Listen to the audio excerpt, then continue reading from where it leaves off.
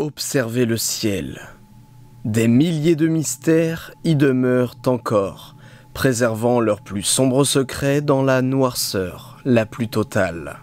L'un des plus terrifiants de ces cas inexpliqués sont des objets célestes, se trouvant partout dans notre univers si compact que l'intensité de leur champ gravitationnel empêche toute forme de matière de s'échapper. Même la lumière s'y engloutit sans jamais pouvoir s'en délivrer. C'est ce qu'on a nommé collapse gravitationnel, puis corps de Schwarzschild, puis astroclus pour enfin être appelé en 1964 par son nom, que tout le monde connaît aujourd'hui, les trous noirs. Sujet passionnant, mais aussi terrifiant, personne ne sait ce qu'il se passe de l'autre côté quand quelque chose traverse ce que l'on appelle l'horizon des événements. Cette frontière de laquelle rien, ni personne, ne peut revenir.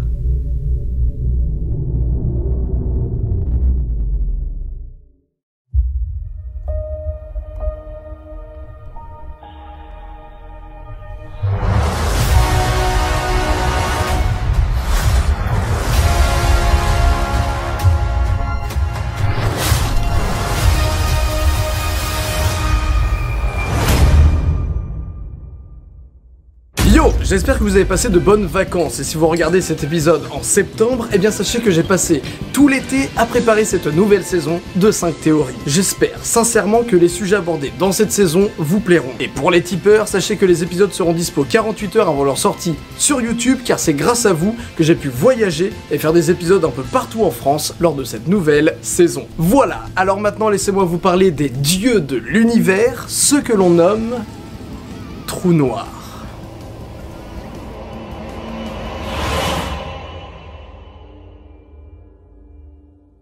Allez, commençons par un vric-à-vrac, voyons ce que vous m'avez envoyé comme folle théorie. Un physicien a été aspiré par un trou noir. Fake! Les trous bleus sont en réalité des trous noirs menant à un univers parallèle. Qui croit réellement à ça? Le CERN va créer des trous noirs. Alors ça du coup en fait c'est pas du tout une théorie. Le CERN va créer des trous noirs et on va tous mourir. Et ils sont déjà en capacité d'ouvrir des portails dimensionnels et au-dessus du centre, eh ben il y a des ovnis qui sortent justement de ces trous noirs. Oh oh oh, on se calme là. Voyons ce que le CERN a à répondre à ça. Le LHC ne créera pas de trous noirs au sens cosmologique du terme. Cependant, selon certaines théories, de minuscules trous noirs quantiques pourraient se former. L'observation d'un tel phénomène serait un véritable événement, car il nous permettrait de mieux comprendre l'univers et ne représenterait aucun danger. Bon, tu vois, apparemment ça va. Un trou noir peut émettre un rayonnement. Yep, ça a été une théorie pendant très longtemps, mais ça y est, c'est prouvé. Des petits trous noirs seraient sur Terre et seraient à l'origine de disparitions inexpliquées comme le vol MH370. Sympa, mais c'est que là en fait, on peut ni apporter d'arguments, ni débattre, ni présenter quoi que ce soit en fait. C'est même pas une théorie là, ce compte-là, c'est une idée. Les trous noirs n'existent pas. Mais si. Ils existent totalement même. En fait, quand Stephen Hawking a dit qu'ils n'existaient pas, c'était au sens de la relativité générale. Non, vraiment, les trous noirs n'existent pas. Attendez, je vais vérifier. Oh putain, ouais. Les galaxies, les trous noirs n'existent pas, l'univers non plus, la NASA nous ment, et la Terre est plate. Attendez. Oh, c'est bon. Elle est bien sphérique.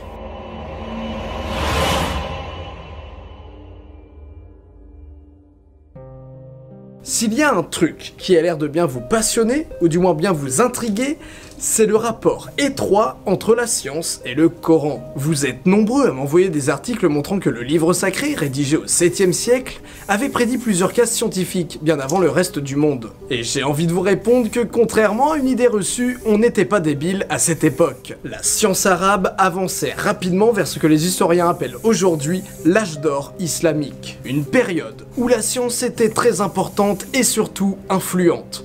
L'astronomie arabe était donc plutôt avancée et il est normal que le Coran le soit lui aussi, si l'on doit par exemple le comparer avec la Bible écrite il y a 2000 ans. L'islam encourage la curiosité scientifique, ça serait un peu bête que le Coran soit à côté de la plaque. Mais des trous noirs dans le Coran, c'est vrai que là, ça pique ma curiosité. Direction la sourate 81 à Takwir, et vous excuserez mon ignorance en prononciation arabe, s'il vous plaît. Je jure par les planètes qui gravitent, qui courent et disparaissent. Les planètes disparaissent dans un trou noir? Non, En fait, la langue arabe est si riche que certains traduisent cette phrase plutôt par « non ». Je jure par ceux qui sont cachés, qui se déplacent et qui balayent. Et ça en fait ce serait une référence au trou noir, caché puisque n'émettant aucune lumière, donc invisible, qui se déplacent en balayant toute matière sur leur passage. Ouais, il m'en faut plus. Un peu facile de changer les mots. Car à ce compte-là, on trouve tout dans le Coran et même le mode d'emploi précis pour craquer la Switch. Non, je jure par les positions des étoiles dans le firmament. Et c'est vraiment un serment solennel si vous saviez. Quand donc les étoiles seront effacées? Par le ciel et par Atarik. Et qui te dira ce qu'est Atarik? C'est l'astre qui perce les ténèbres. Atarik est appelé l'astre obscur, perçant les ténèbres, effaçant les étoiles. Ouais. En tout cas, après la mort, dans l'islam, l'âme rejoint le barzakh, jusqu'à l'heure du jugement dernier, et il est dit que le temps ne s'écoule pas de la même façon là-bas, ce qui réduit la durée d'attente dans le barzakh. Or, si vous vous trouvez vers un trou noir, le temps semblera accélérer de votre point de vue. Les trous noirs seraient alors l'entrée de barzakh, des créations d'Allah, dans laquelle l'âme de l'être humain mort ira attendre, dans un lieu où le temps et l'espace sont régis par d'autres lois. Voilà donc une étrange théorie, mais qui pourtant est bien sympa. Qu'est-ce que vous en avez pensé, vous ?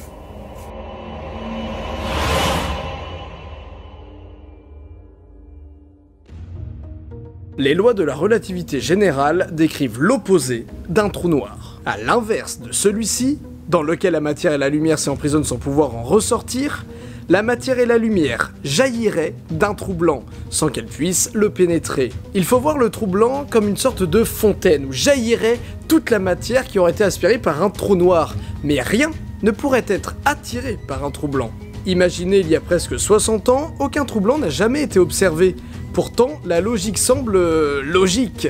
2 points de l'univers. Un trou noir aspirant de la matière, un trou blanc rejetant cette même matière. Et ces 2 points seraient reliés par ce que l'on appelle un trou de verre. Le problème, c'est qu'un trou noir se forme à partir d'une étoile massive, étendue, qui se contracte, s'écroulant sous sa propre gravité.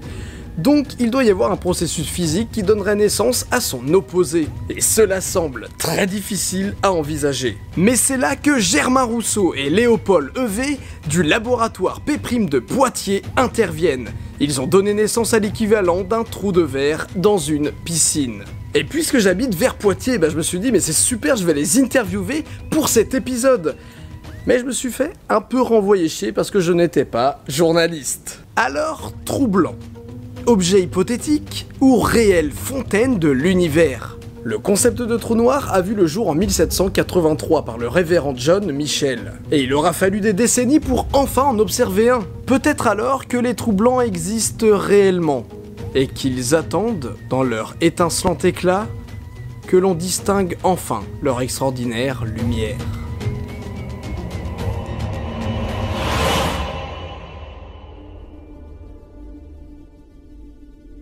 Yakov Zeldovich a émis l'hypothèse suivante. Dans les premiers instants de l'univers, selon la théorie du Big Bang, la pression et la température étaient si élevées que de simples fluctuations de densité de la matière suffisaient pour engendrer un effondrement gravitationnel très rapide.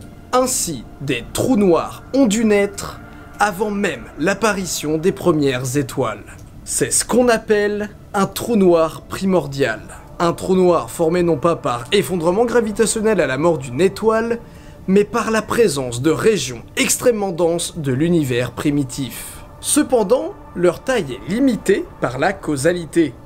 Je vous explique. Dans les premiers instants du cosmos, des points trop distants n'ont pas eu le temps d'interagir et de s'effondrer.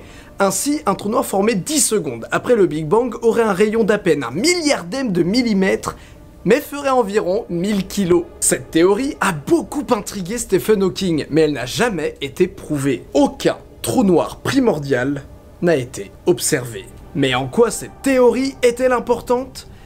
Eh bien parce qu'elle pourrait répondre au plus grand secret de notre univers, la matière noire. Tout ce que vous pouvez voir dans un télescope, étoiles, planètes, galaxies, gaz, tout ceci ne représente rien en termes de masse pour l'univers. Ce qui constitue une bonne grosse partie de la masse de notre monde, c'est la matière noire. Une matière invisible, une énigme de l'astronomie. Les objets qui la composent n'émettent ni n'absorbent aucun rayonnement. Ces objets ne sont pas massifs, sinon leur influence gravitationnelle aurait été détectée. Mais revenons donc à notre théorie. Et si les trous noirs primordiaux existaient, ces trous noirs quantiques seraient les meilleurs candidats pour expliquer l'origine de la matière noire. Un milliardième de millimètre pèserait environ 1000 kilos.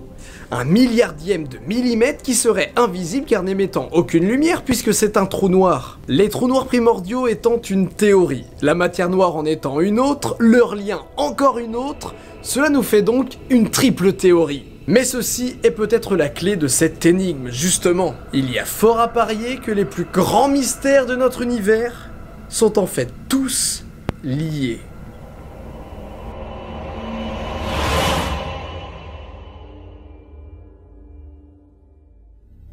Vous êtes-vous déjà demandé si notre origine venait justement d'un trou noir?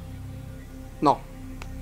Évidemment, personne se pose ce genre de questions. Mais si vous ne connaissez pas cette théorie, je vous promets, elle va vous foutre le vertige. La théorie du Big Bang, l'expansion d'une singularité qui continue encore aujourd'hui, nous permet de mieux comprendre les lois de notre monde. Mais qu'y avait-il avant le Big Bang? Impossible de le savoir, certains me répondraient. Mais une théorie scientifique suggère que vous, là, qui regardez cette vidéo, vivez à l'intérieur même d'un trou noir. Reprenons depuis le début. Un trou noir aspire tout, matière comme rayonnement.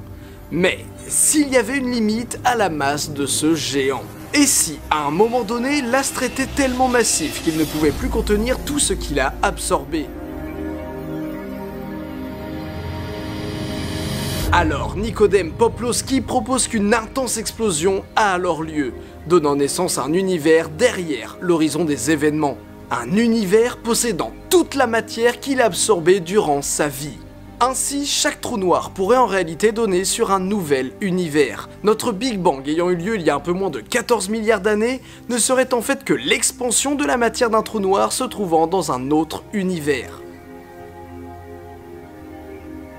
Et peut-être même que cet univers est dans un autre univers, qui lui aussi est dans un autre univers, qui lui aussi est encore dans un autre univers, et ainsi de suite. Peut-être que des extraterrestres nous recherchent. Oui, comme nous les recherchons. Mais peut-être qu'ils n'ont aucune idée que vous, comme moi, sommes en fait derrière l'horizon des événements d'un trou noir dans leur univers.